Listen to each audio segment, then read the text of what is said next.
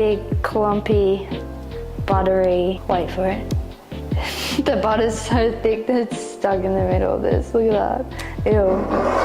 This does not look appetizing. Shit, my arm's already sore.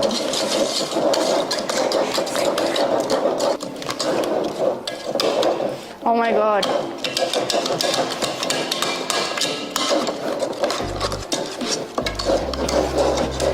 So clumpy still because of the butter.